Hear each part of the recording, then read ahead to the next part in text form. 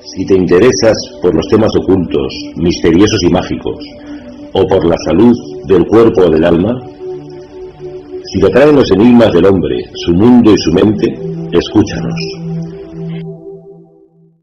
Hola, soy Santiago Pacín, en una nueva entrega de Encuentros en la Medianoche a través de mi canal de YouTube, ya desde el mes de septiembre. En esta ocasión quisiera comenzar hablándote de la importancia de recuperar la sabiduría antigua. Las tradiciones, los mitos, las leyendas, todo ello siempre encierra una parte de verdad, algo que realmente sucedió o personajes que existieron, pero que con el transcurrir del tiempo pues se fueron manipulando, tergiversando su verdadera historia hasta irla datando pues a los tiempos en los que se vivía. Por ejemplo, dentro de la cristianización pues se fueron también adaptando y modificando héroes, personajes del pasado, historias que sucedieron en el pasado, en lo que la Iglesia llamaría héroes o historias paganas, y lo que hicieron fue adaptarla al nuevo cristianismo, a la nueva religión, cambiando los héroes del pasado, los sacerdotes, magos, etcétera, del pasado, por santos cristianos, por mártires cristianos. Lugares sagrados para los antiguos, pues los convirtieron en lugares sagrados para el cristianismo, cristianizándolos con iglesias, ermitas, capillas, santuarios, monasterios, iglesias y sobre todo catedrales, donde hay una energía que se puede incluso llegar a medir con determinados aparatos y que nuestros antepasados conocían perfectamente, tal vez porque vivían mucho más en armonía con la madre tierra que nosotros. O incluso hay estudios científicos que nos hablan que tenían más desarrollada una glándula que nosotros tenemos relativamente atrofiada, que es la glándula pineal, justo en el centro de la cabeza, relacionada con lo que suele ser el entrecejo, el hacer meditaciones concentrados en el punto entre las cejas, que estimula, que ayuda al despertar o desarrollo de esa glándula pineal que para muchas culturas antiguas era como el asiento del alma, era como el puente de conexión con el mundo externo y el mundo interno que hay dentro del propio ser humano. Pero hablando de las tradiciones, conocimientos, sabiduría antigua, me refiero a todos esos conocimientos que se han ido perdiendo con el paso de los siglos o de los milenios. Por ejemplo, cuando vamos muy hacia atrás en el pasado y hablamos de la cultura megalítica, que a mí me apasiona todo el mundo de los megalitos, los dólmenes, los crones, los menhires, todas esas increíbles construcciones que hay diseminadas por todo el planeta, ¿no? Si hablamos de crones, hablamos de Stonehenge en Inglaterra. Si hablamos de menhires, esas piedras hincadas en la tierra, hablamos de Karnak, por ejemplo, en Bretaña. Si hablamos de dólmenes, ahí ya se encuentran pues, poco menos que diseminados también por todo el planeta. Y uno de los lugares pues, es donde yo grabo el programa desde Galicia, donde se extendió posiblemente, quién sabe, hacia el resto de Europa, por constructores, por sabios que vinieron, según las leyendas, por el mar, trajeron un conocimiento, se levantaron todas esas increíbles construcciones megalíticas y poco a poco fueron llegando a todos los rincones del planeta. Pero hay muchos más conocimientos que debemos de recuperar, no solo el arte de la construcción, de cómo aquellos antiguos antepasados fueron capaces de levantar, de mover a distancias de muchos kilómetros y luego colocar a determinadas alturas de sus dólmenes piedras que pesaban muchísimas toneladas. Hay piedras incluso en lugares como Irak de más de 100 toneladas que hoy ni siquiera con nuestras grúas modernas podemos llegar a mover. Como los antiguos, y están ahí para que veamos que es cierto, pudieron mover piedras de muchísimas toneladas a grandes distancias y luego subirlas a determinadas alturas como son por ejemplo los crones. Recuerdo el que hace no mucho vi en Antequera, en Málaga, es algo increíble, ¿no? Cómo pudieron levantar ese tipo de construcciones de megalitos. Ya por no hablar de las pirámides y de otras muchas cosas de la antigüedad. Pero yo me refiero al conocimiento, a la sabiduría que tenían nuestros antepasados, relacionando siempre casi todos sus conocimientos con el universo, con las estrellas. Alineaban sus templos sagrados con solsticios y equinoccios, con las 4 estaciones del año, con determinadas constelaciones que están en el firmamento. Tenían un gran conocimiento del estudio del universo que nosotros hemos ido perdiendo y de la influencia que las estrellas, podríamos hablar también de la astrología y de las energías telúricas que se mueven por la Tierra, tenían que ver también con nuestro comportamiento en el sentido de que estando en un determinado lugar diferente a otro, sentimos energías diferentes, nos ayuda a un despertar, a una conexión interior, puede llegar incluso a sanar, a curar enfermedades. Ahí se levantaban luego templos de sanación en la antigüedad. Bueno, pues todos esos grandes conocimientos de las estrellas, del universo, de las constelaciones, de las galaxias, de la Tierra, de sus energías, se fueron poco a poco relegando al tiempo. Y parece que nuestra arqueología no está muy interesada por recuperarlo, porque aún sabiendo, porque hoy tenemos medios para ello, las energías que existen en la Tierra, las totales conexiones y alineamientos de muchísimos de los templos más antiguos de la Tierra,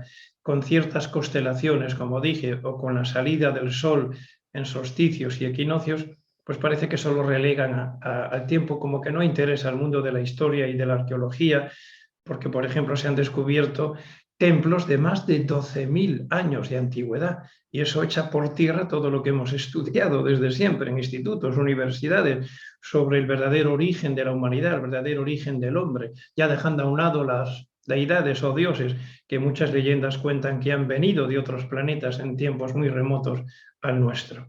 A mí lo que me interesa es recuperar el conocimiento de quiénes somos, de dónde venimos, a dónde vamos, cuál es el verdadero sentido trascendente del ser humano.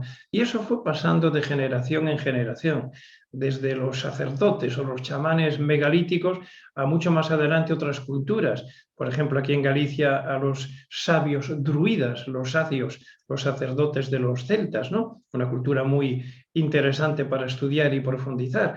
Poco a poco esos conocimientos de los druidas, sigo, por ejemplo, si me permitís, aquí en Galicia, en mi tierra, fueron recogidos por otra serie de personajes muy curiosos, como fueron mágicos, misteriosos, donde los haya, la Orden del Temple, que se asentó por muchos lugares de Galicia y bueno, y de otros muchos lugares de Europa, pero siempre sobre lugares que ya eran paganos, que ya eran antiguos, que ya eran sagrados, que ya eran mágicos, eran enclaves mágicos para culturas del pasado. Y el temple lo que hizo, por ejemplo, en lugares donde eran sagrados para los celtas y para los druidas, aquí en Galicia, pues fue levantar sus iglesias, sus templos, sus ermitas, sus capillas, para hacer sus rituales ocultos, muy lejos siempre de donde estaba el pueblo, donde estaba la gente, que están relacionados con cultos a la Madre Tierra, con cultos al Padre Sol. Por lo tanto, recuperar la sabiduría de los antiguos, el conocimiento que tenían sobre la Tierra, sobre la Madre Tierra, sobre el universo, sobre el propio hombre, sobre las energías ocultas en el ser humano, todo eso que en yoga llamamos los chakras, los nadis, el aura, el inmenso poder de la mente, etc. Pues los antiguos tenían un gran conocimiento de todo ello, de lo que somos realmente, mucho más allá de lo que conocemos hoy en día los llamados seres humanos. Por eso hoy quiero hablar con mi invitada de este tipo de temas, concretándolo en la mitología griega, recuperando los conocimientos que la mitología griega encierra para que nos sea útil en el momento actual de la humanidad.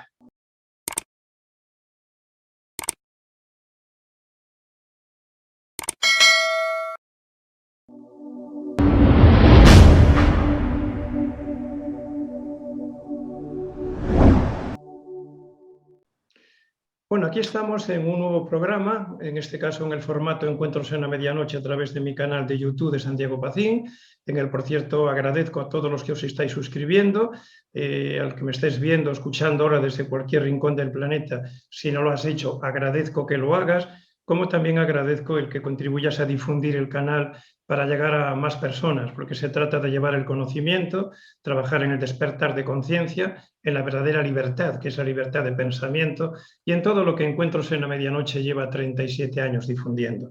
Hoy tengo una persona muy especial conmigo que os voy a presentar, es la primera vez, espero que no la última. Voy a hablaros de un libro, este en concreto.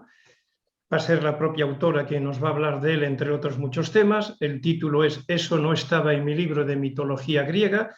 Y estoy hablando, voy a sacar un poquito el contenido de su presentación de su propio libro, de la solapa interior. Alicia García Herrera, doctora en Derecho por la Universidad de Valencia, máster en Mediación y Gestión de Conflictos, autora de numerosas publicaciones jurídicas, de trabajos de críticas literarias, cuentos infantiles y relatos incluidos en 7 analogías, además de premios que ha ganado y otros libros que creo que tiene, y ahora nos dirá también la autora, Bueno, ante todo, muchísimas gracias por la gentileza de tu tiempo, porque yo una de las cosas que más valoro, Alicia, es el tiempo de las personas, como para mí valoro el mío, sobre todo los que ya peinamos canas como yo, como un tesoro valioso. Muchísimas gracias por estar aquí con nosotros en Encuentros en la Medianoche. Gracias a ti, Santiago, por invitarme y por pensar en mí. Bueno, comentar, por cierto, que es de editorial Almuzara, de la que ya hemos presentado algunos otros autores.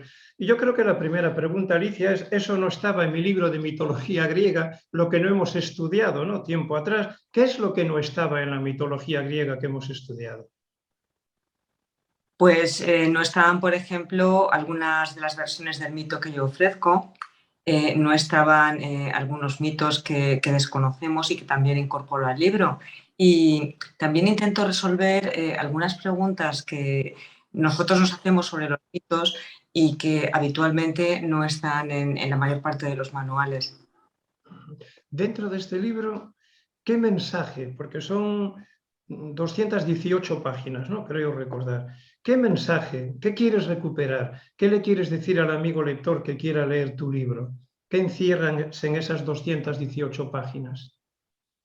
Sí, lo que yo querría decirle al lector que se aproxime a Eso no está en mi libro de mitología es que, aunque hayan pasado algunos años, momento en que los mitos se consideraban como la cultura de un pueblo, como una religión, todavía están presentes y todavía nos sirven, porque reflejan arquetipos y también reflejan problemas que tienen mucho que ver con la condición humana. De hecho, cuando nombraste la palabra arquetipos me viene ya a la mente Carl Gustav Jung, ¿no? Al que admiro y al que trato de estudiar todo lo que cae en mis manos.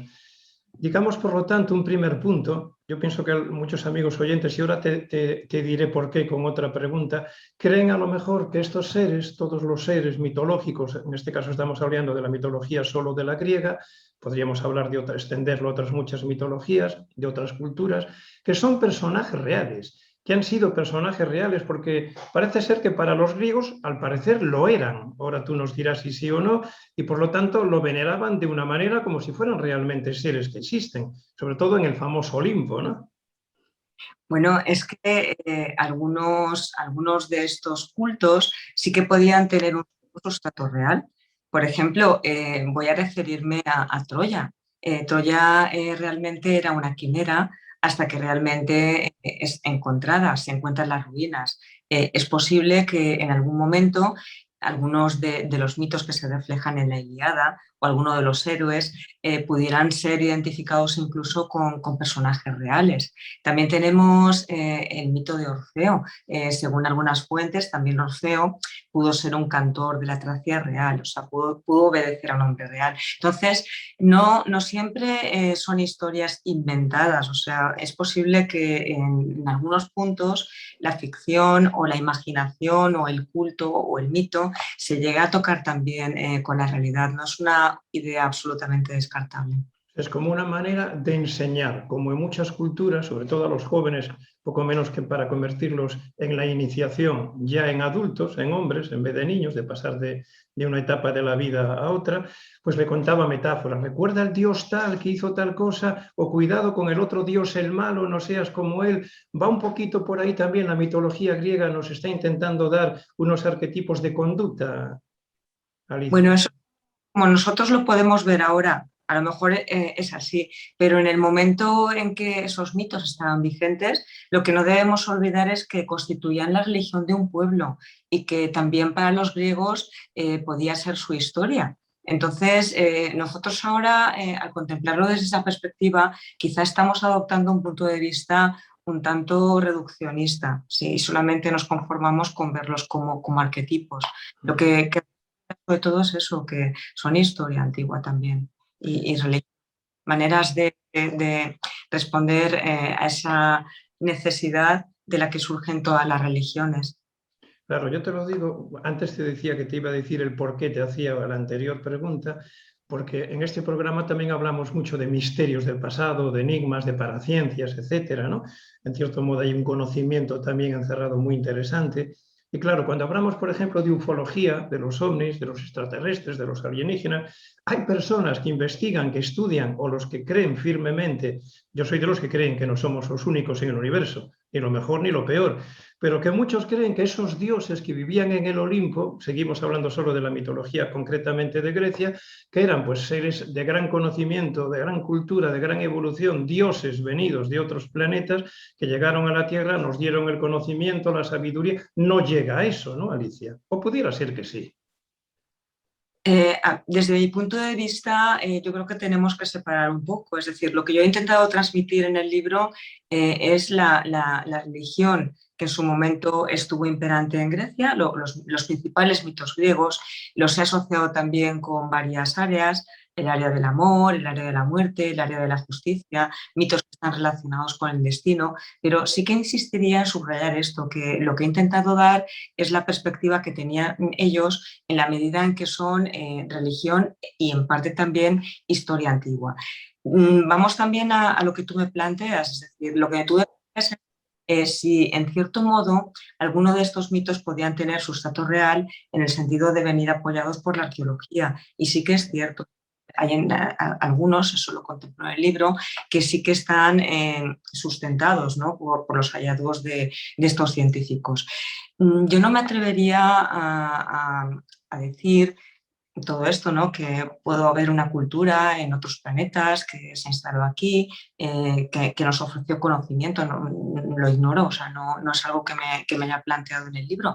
Lo que sí que me gustaría decir es otra cosa también, que hay algo que a mí me hace quizá sonreír al pensar en una de las frases que digo en el libro: ¿por qué no podemos pensar que estos dioses somos nosotros también? Porque tenemos muchos puntos en común con ellos. Los dioses griegos, la diferencia que tenemos con los dioses de otras religiones es que se parecen muchísimo a nosotros, o sea, mucho a nosotros. Entonces, no puedo descartar que quizá en algún momento sí que vivieran personajes, ¿no?, reales, que tuvieran que ver con esos dioses, y que a lo mejor lo que es la imaginación colectiva o la forma de convertirlos en leyenda a través de la transmisión oral, cuando va pasando el tiempo, pudiera ser la base que fundara realmente una religión. Sí, porque tú sabes que lo de Troya se creía que simplemente era un libro que se le ocurrió a Homero, hasta que Sigmund descubrió que era más que una narrativa, que una fábula. Pudiera ser entonces, por no andar mucho más en ello, me interesa ahora aportar pautas importantes, digamos, de autoayuda, desarrollo personal, despertar interior a los amigos oyentes. Pero pudiera ser que alguno de esos famosos personajes pues fueran seres reales que tuvieran una gran fuerza, un gran conocimiento, una serie de cualidades, de dones, y que por lo tanto desde su origen los griegos los veneraran, fue pasando el tiempo, les pusieron cada vez más atributos, pero en realidad pudieron haber sido seres como nosotros, mortales, reales, pero no seres divinos. Bueno, divinos habría que matizar que también nosotros lo somos, Alicia. Exactamente. Ahí quería llegar yo, es decir, es que lo más interesante que nos ofrece la mitología griega es la posibilidad de que nosotros, que somos seres limitados hasta un punto, ¿no?, seres humanos con imperfecciones, con dudas, con numerosos problemas, sí que podemos sentirnos identificados con esos seres mitológicos, con los héroes por un lado, también por los dioses. Héroes son aquellos que tienen un comportamiento extraordinario.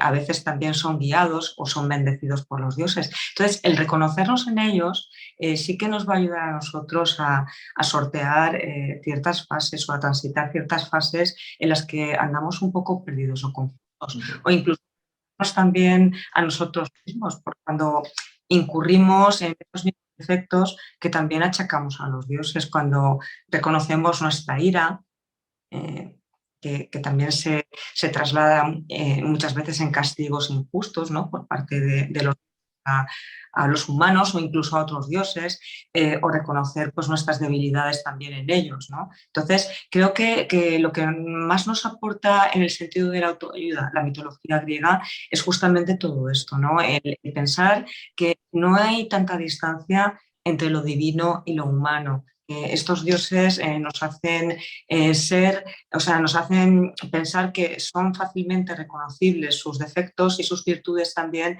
en nosotros mismos. O sea que dioses en algún De hecho, momento. si vamos a un tema que me interesa muchísimo, que es las escuelas mistéricas, ¿no? No solo de la antigua Grecia, sino si me voy mucho más atrás, nos vamos a los gnósticos primitivos, etcétera, ¿no? Ya si me vengo mucho más adelante, algo que me apasiona desde niño, los cátaros, los templarios, etcétera, ¿no? Digamos que hay un conocimiento ahí mistérico, iniciático, hermético, oculto, sagrado, religioso, podríamos llamarlo de mucha forma, que es el que ahora me gustaría intentar recuperar. Yo no terminé de leer todo tu libro, te soy sincero, Alicia, por eso te hago esta siguiente pregunta. Me gustaría saber si en tu libro también el amigo oyente, el amigo lector que nos está viendo ahora, va a encontrar también pautas, que es con lo que vamos a terminar la entrevista, para sacando de esas analogías o de esos arquetipos de los dioses griegos, les pueden ser útiles para mejorar su vida en este momento tan difícil que estamos viviendo la humanidad.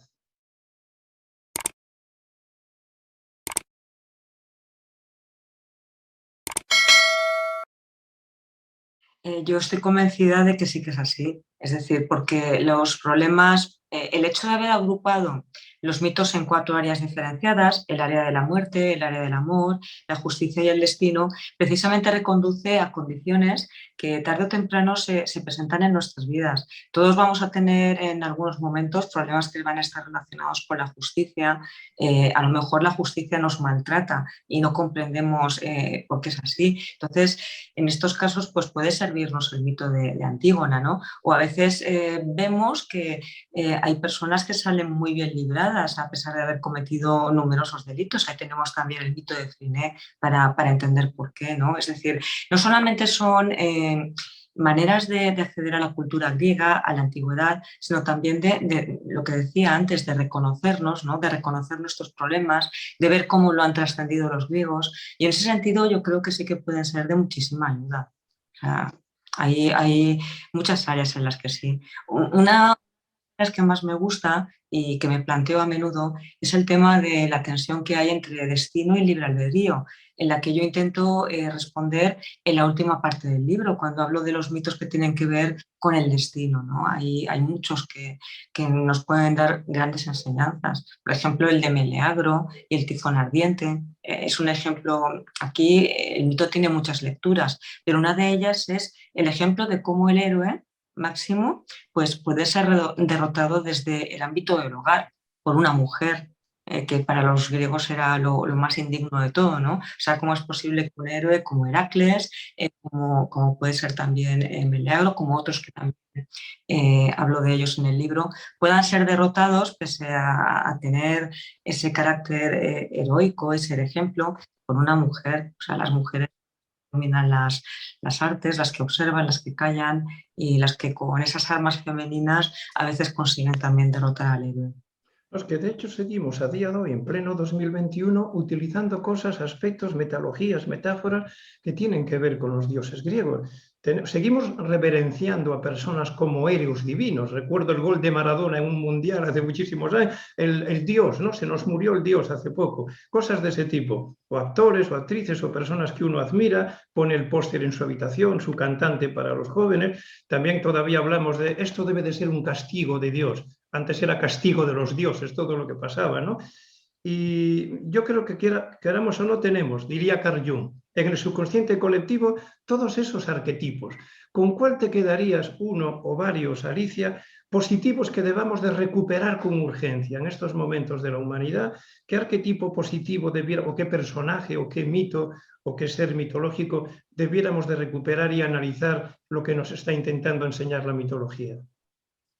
Hay varios, pero uno de los que me gusta más es el de Antígona. El mito de Antígona, que es un mito que tiene que ver con justicia, nos da una lectura muy importante. Nos habla justamente de cómo una mujer, que además es joven, desafía lo que es la ley civil para imponer lo que es la ley divina, o sea, lo que es el derecho natural, por decirlo de esa forma. Entonces, yo creo que es un mito que incita precisamente a la rebeldía. O sea, la rebeldía. Antígona acaba muy mal, acaba fatal, ella y toda su dinastía, pero sí que deja trasciende de este mito, ¿no?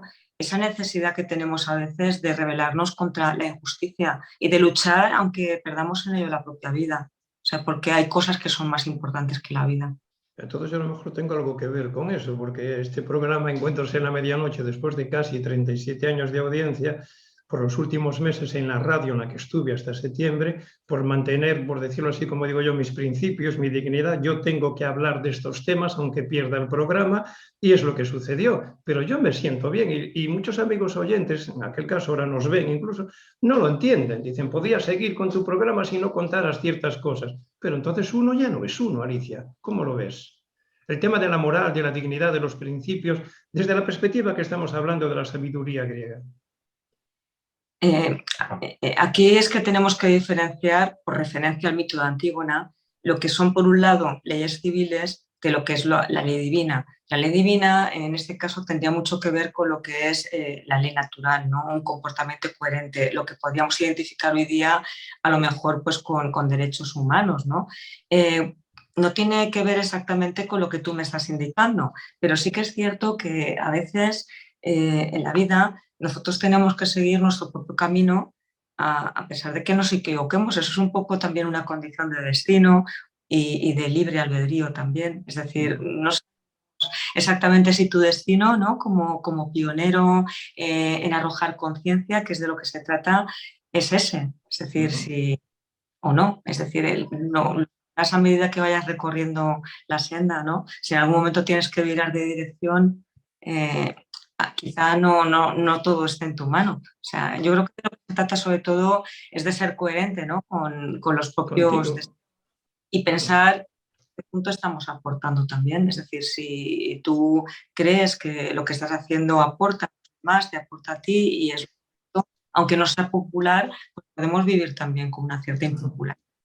¿Hay alguna deidad, algún mito, alguna fábula dentro de la mitología que tenga que ver con la importancia de la moral y los principios de vida del ser humano, de mantenerse firme con tus principios morales? ¿Se te ocurre alguna ahora?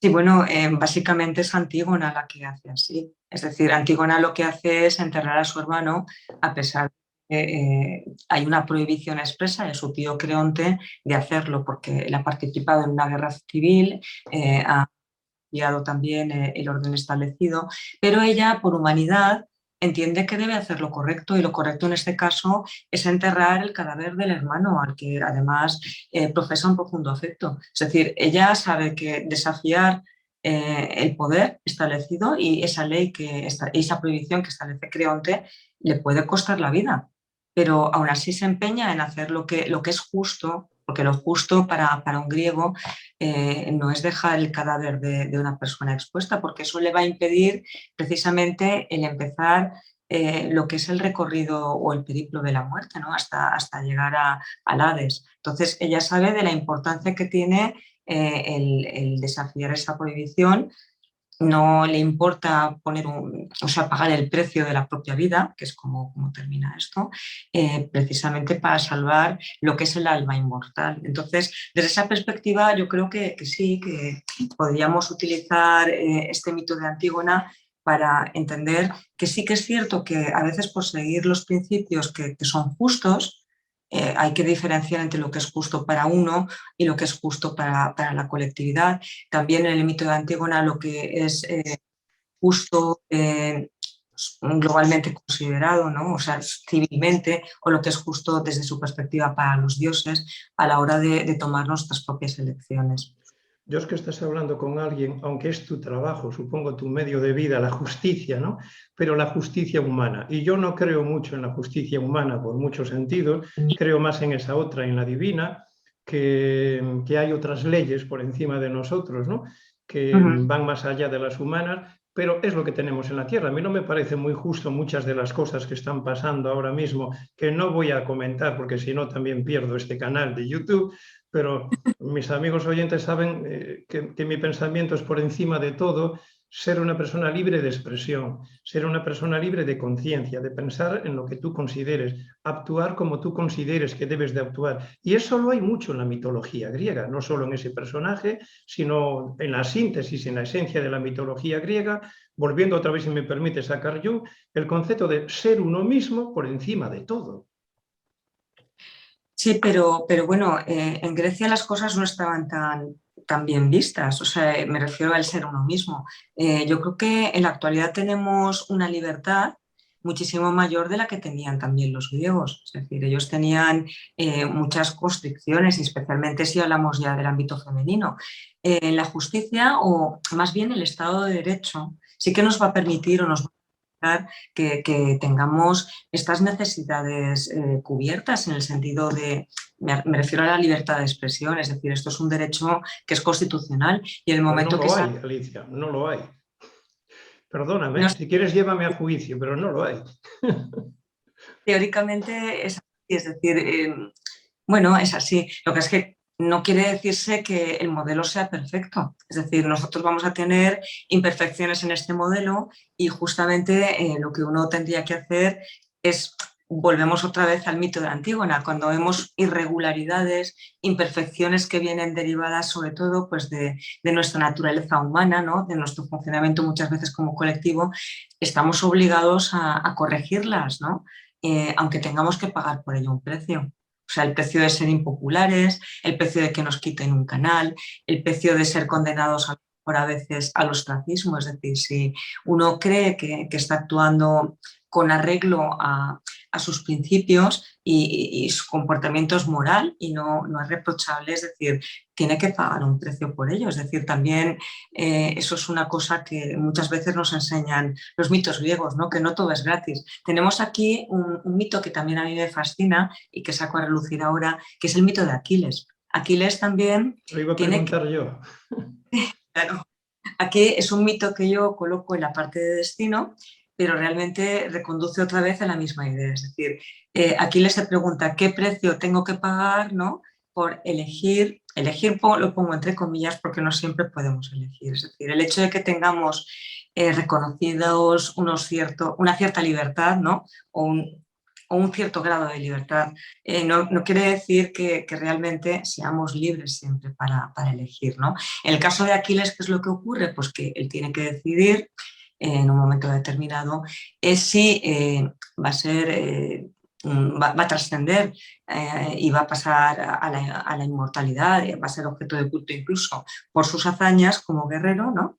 El precio va a ser la propia vida, va a ser una vida corta la suya, o bien pues morirá de viejo, pero siendo intrascendente para los demás, ¿no? En este caso, él elige el trascender, elige la gloria inmortal, pero claro, él había sido educado en un ideal guerrero, entonces es muy complicado que hubiera podido elegir la otra opción. Estaba ahí, ¿no? pero no lo hace. Entonces, quiero decir con este mito que todos vamos a tener que pagar un precio por nuestras elecciones. O sea, no vamos a ser siempre libres de no pagar ninguna tasa por...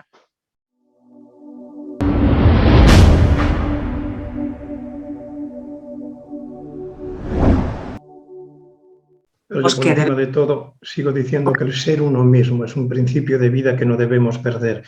Dos cosas más, Alicia. Por ejemplo, el tema que a mí me apasiona, como te dije, no solo de la mitología, sino también de las escuelas mistéricas. Supongo que tampoco, yo lo creo así, que no existieron personajes como las deidades ya mucho más divinas y sagradas para los persas Mitra, etcétera, Osiris, los egipcios, en este caso Dionisio, que es una cultura que a lo mejor si no hubiera llegado la Iglesia Católica Apostólica Románica como llegó, seríamos dionisiacos, por decirlo así. Tampoco existió esa deidad, era simplemente una manera de entender el conocimiento y yo hasta creo que el cristianismo usurpó muchas de las cosas de Dionisio, cómo nació, cómo vivió, cómo murió. Tampoco fue un personaje real, Dionisio. No, lo que pasa es que es lo mismo, es decir, ningún dios griego en principio va a ser ningún personaje que tenga una identificación real, es que cada uno de ellos cubre un área que tiene que ver, como decíamos antes, pues con ciertos arquetipos. Dioniso es un dios de la lujuria, ¿no? Es el dios divertido, pero hay una actuación de Dioniso que es bastante importante, que es el que constituye, el que tiene que ver mucho con el mito de Ariadna. O sea, Ariadna y Dioniso forman una de las parejas más felices de toda la mitología griega, es decir, es el arquetipo de la felicidad conyugal.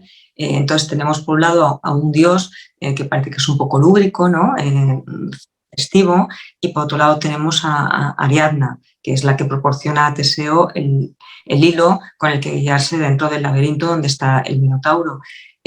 Recordemos que Ariadna es abandonada en una playa, en Naxos, a pesar de haber ayudado a Teseo, que se había comprometido a sacarla de su isla y a desposarse con ella, pero no lo hace, es decir, el héroe incumple su promesa y a continuación viene Dioniso a ocupar el lugar que podía haber tenido el héroe.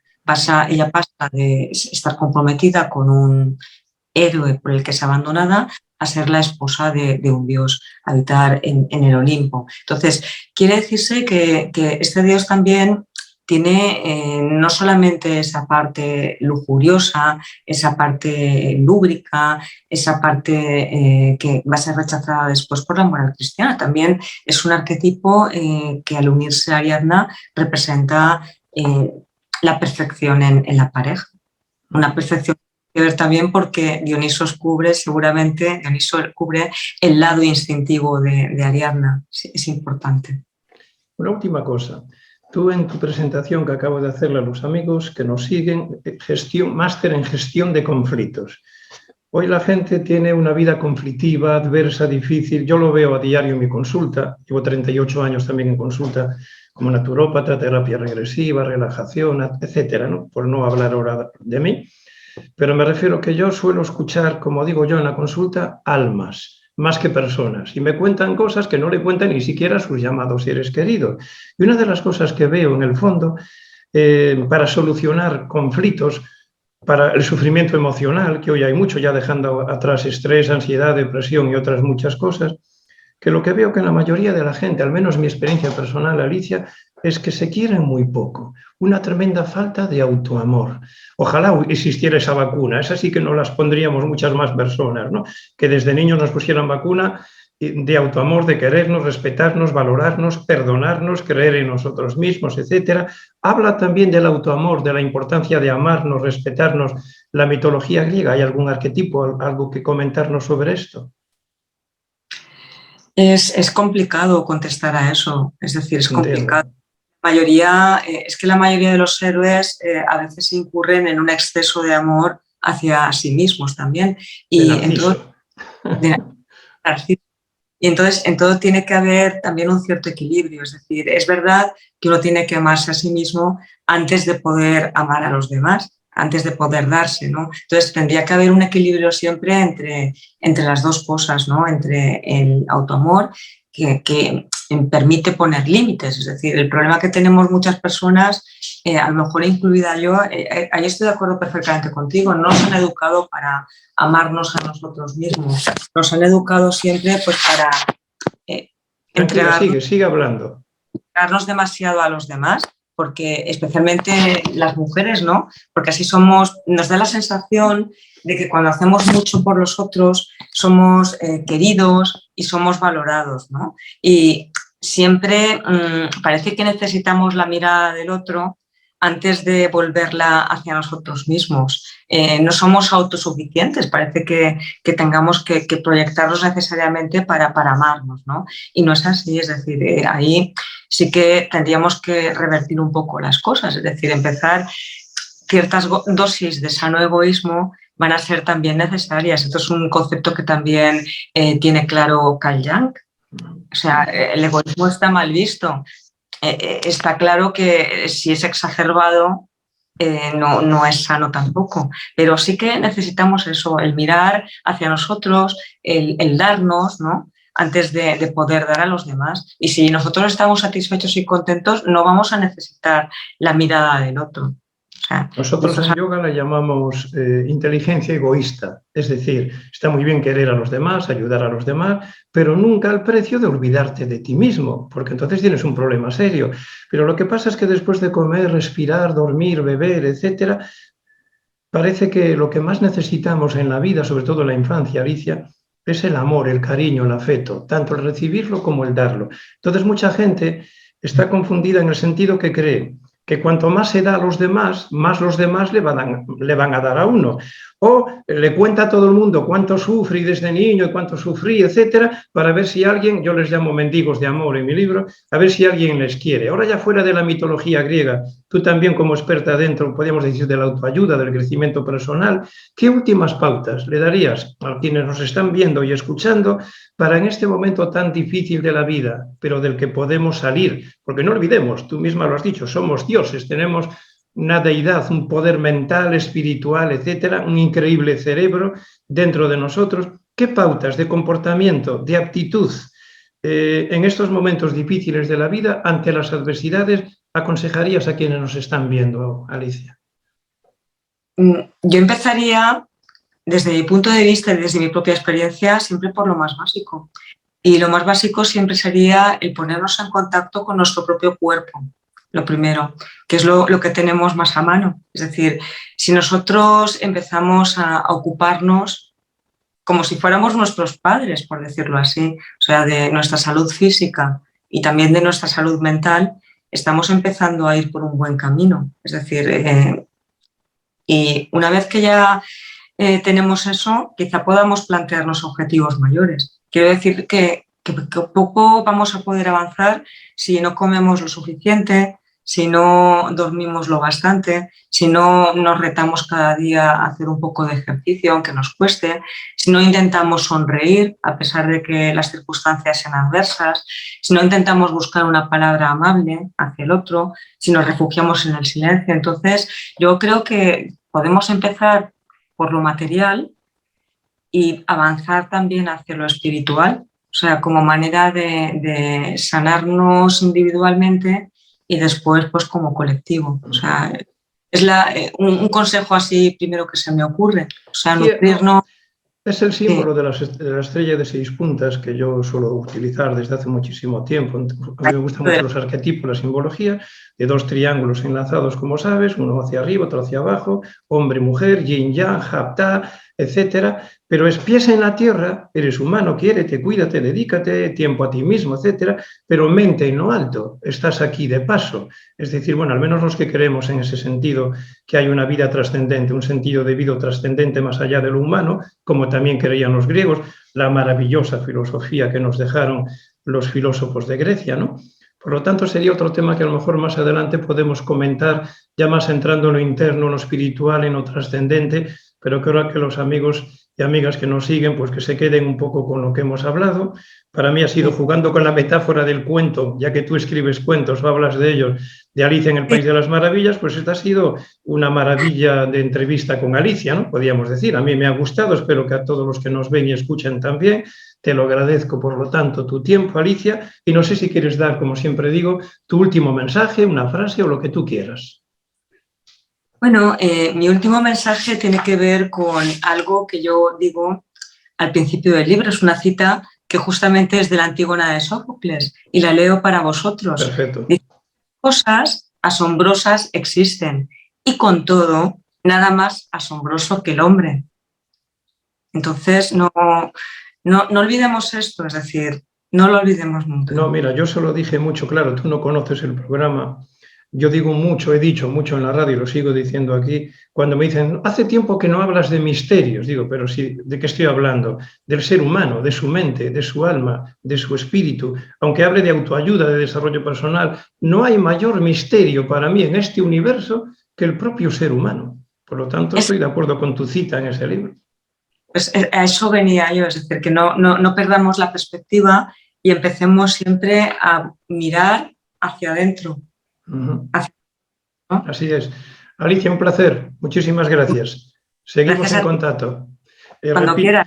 Recuerdo el libro Eso no estaba en mi libro de mitología griega, Alicia García Herrera, de Ediciones Almuzara, que os recomiendo a todos porque no solo habla de mitos, sino de conocimientos, de crecimiento interior, de autoconocimiento, y por lo tanto es otro de los que yo recomiendo, y por eso de aquí haber traído a la autora. Om Shanti, hasta siempre. Saludos, Alicia. Saludos, hasta pronto.